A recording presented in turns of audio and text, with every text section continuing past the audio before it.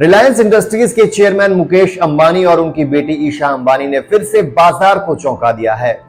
Reliance consumer products limited RCPL 1500 crore रुपए निवेश करके महाराष्ट्र के काटोल नागपुर में एक integrated food and beverage manufacturing facility setup करने जा रही है।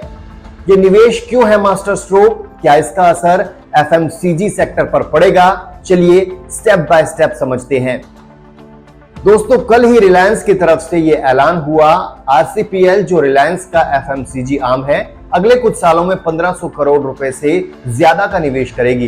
ये प्लांट नागपुर के काटोल इलाके में बनेगा, जो खासतौर पर फूड और बेवरेज प्रोडक्ट्स के लिए होगा। सोचिए, रिलायंस जो पहले से ही जियो, रिटेल और एनर्जी में दबदबा रखती है, अब एफएमसीजी में भी रफ्तार पकड़ रही है। ये फैसिलिटी इंटीग्रेटेड होगी, मतलब प्रोडक्शन से पैकेजिंग तक सब कुछ एक छत के नीचे। इससे लोकल जॉब्स क्रिएट होंगे और महाराष्ट्र की इकोनॉमी को बूस्ट मिलेगा। ये निवेश रिलायंस की ग्रोथ स्ट्रेटेजी का हिस्सा है, जो मुकेश अंबानी की विजन को दिखाता है। ईशा अंबानी की इसमें क्या भूमिका रहेगी?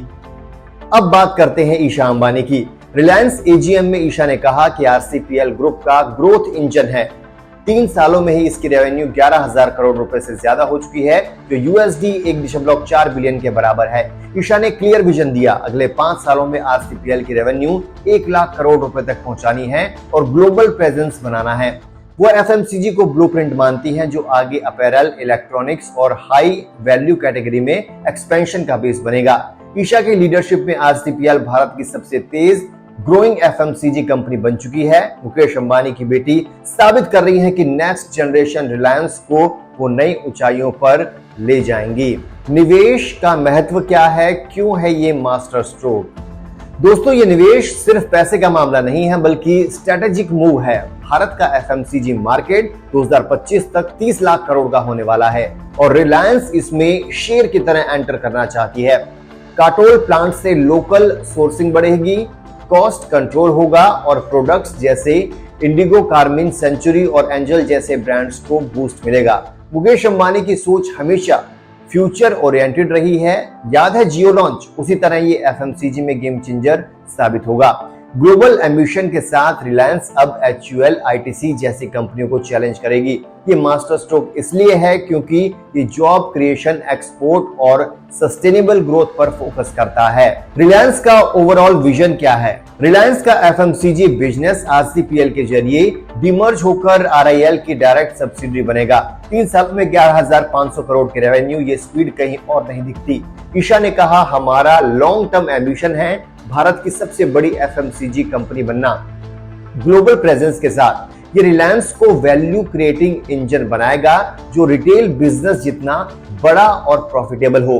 मुकेश अंबानी की फैमिली, आकाश जियो हेड, ईशा रिटेल और फाइनेंशियल सर्विसेज, अनंत एनर्जी में सब मिलकर ग्रुप को स्ट्रॉन्ग बना रहे हैं। ये निवेश एआई, रिन्यूएबल एनर्जी के साथ एफएमसीजी को जोड़कर रिलायंस को सुपर कॉर्पोरेट बनाएगा। इकोनॉमिक इंपैक्ट क्या होगा और भारत पर क्या असर होगा? इस निवेश से महाराष्ट्र में हजारों जॉब्स क्रिएट होंगी, खासकर स्किल्ड वर्कर्स के लिए।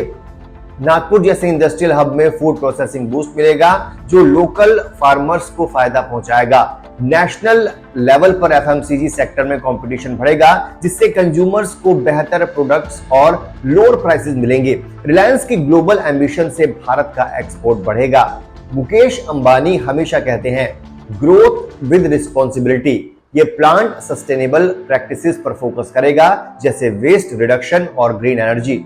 कुल मिलाकर ये इंडियन इकोनॉमी के लिए पॉजिटिव सिग्नल है। आप क्या सोचते हैं इस मास्टर स्ट्रोक के बारे में? हमें कमेंट करके जरूर बताइए। और किस तरह के एक्सप्लेनर्स देखना चाहते हैं, वीडियोस देखना चाहते हैं, न्यूज देखना चाहते हैं, उसके बारे में भी कमेंट कीजिए। फिलहाल के लिए इतना ही, दीजिए इजाजत। नमस्कार।